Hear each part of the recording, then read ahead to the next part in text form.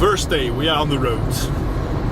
We started very early this morning because the temperature will be around 100 Fahrenheit or 40 degrees Celsius today, so it's even good to start very early.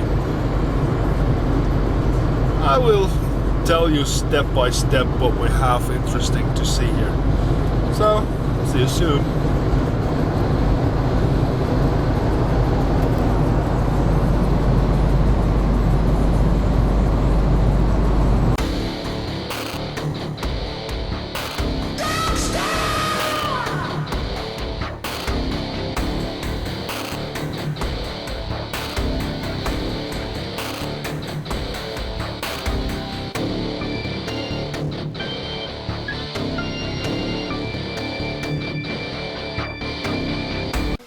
First day, we are in the 3rd century BC. That's where the history here began. We are in Madara. And step by step I will explain you what's here about.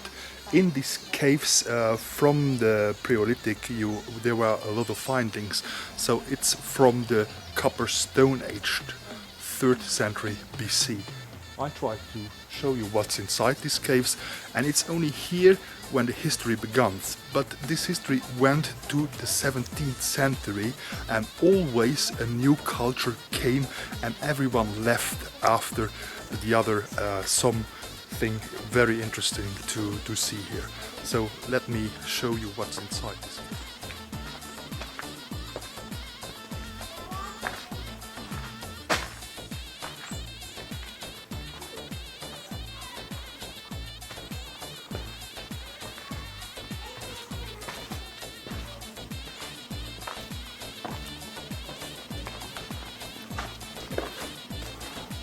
This cave here is called the Minor Cave. It has been settled for the first time in the 3rd BC millennium, and which is the Aenolithic, also known as the Copper Stone Age. In the past, Madara was a cult center of paramount importance. The impressive rocks and their magic radiation attracted the attention of the man from the deepest antiquity. People not only inhabited the cave and the food of the rock massive, they were using them for cult purposes, expressing a submission to the nature, regardless of the religion they were professing. There are a lot of these caves, and some are even misused, and I show you in what way they are misused.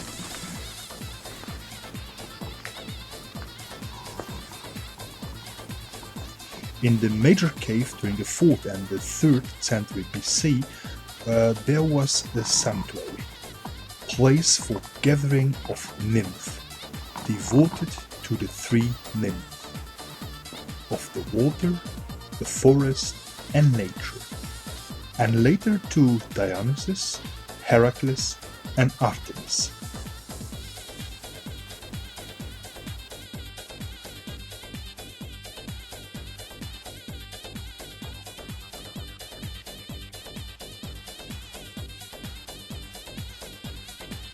From Spartacus brothers, the Thracians are very big, exciting settlements here, because the Thracians were from the 4th BC till the 4th AD here.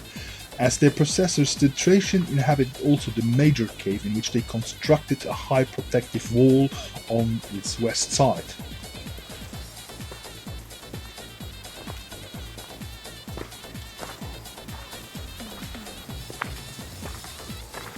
So here we are on the reunion place, and you think this is outside, but in case of heavy rains everything is very good covered with a rock roof.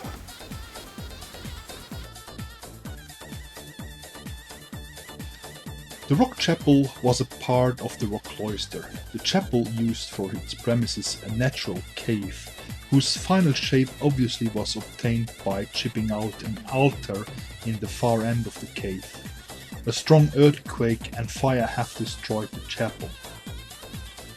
The chapel was sanctified by the name of Sveti Panteleimon, so the Saint Panteleimon, and it is active nowadays. The choice of the saint is not an accidental one. He was famous as a healer and medicine man. According to legend, the water that trickles in the major cave possesses healing properties. According to esoterists, within the rock there is a strong power center that exercises a beneficial influence on the human health.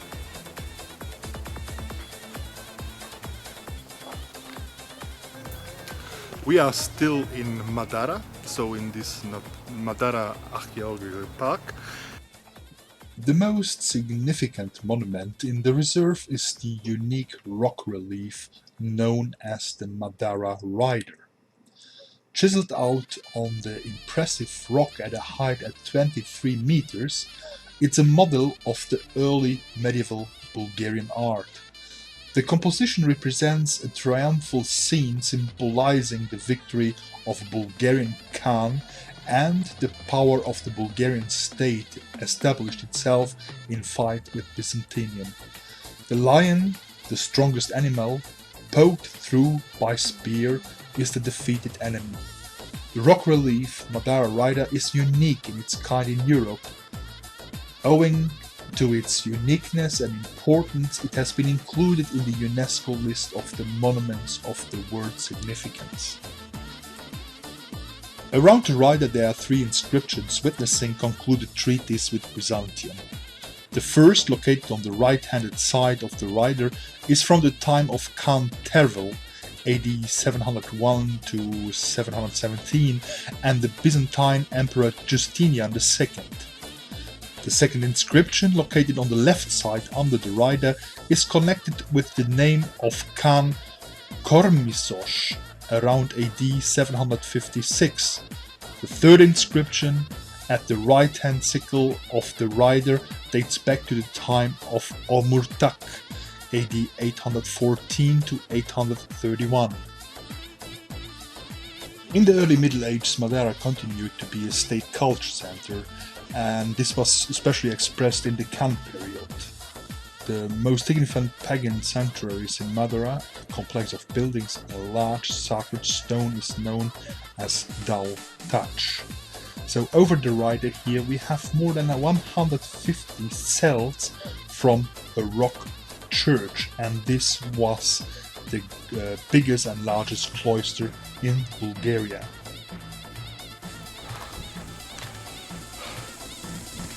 You know, I love you very much, but we are now in the halfway to going upstairs. Upstairs is a Roman villa, and I will try to find in internet some pictures to show you, because all my appanage, everybody who is with me, nobody wants to go up. I really want, but it will be on the top, under this sun, another hour to climb up. But also here, it's not that bad. And next time maybe I come back in September, because with this weather, with this sun, it's absolutely impossible. But I will show you the site here. Hoppa. Really, to climbing upstairs was not that interesting, because there is only a Roman villa upstairs, and the remainings are not so terrible, are not so interesting to see. This villa existed between the 2nd and the 4th century. It represents a complex of buildings typical for an agricultural villa in the European province of the Roman Empire, and it was possessed by a wealthy Thracian slave owner. During the late antiquity, around the 4th century, on the Madara plateau appeared a fortress which was operational till the Turkish invasion in the 14th century.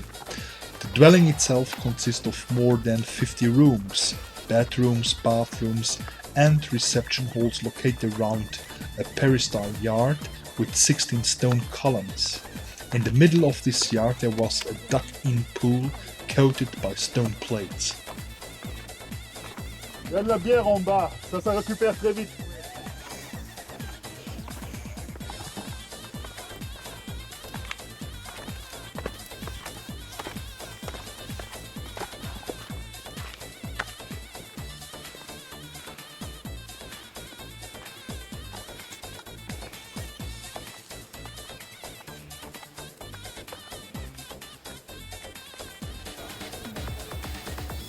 Wow, that's where we were. And now we are back down. And we are all happy and absolutely kaput.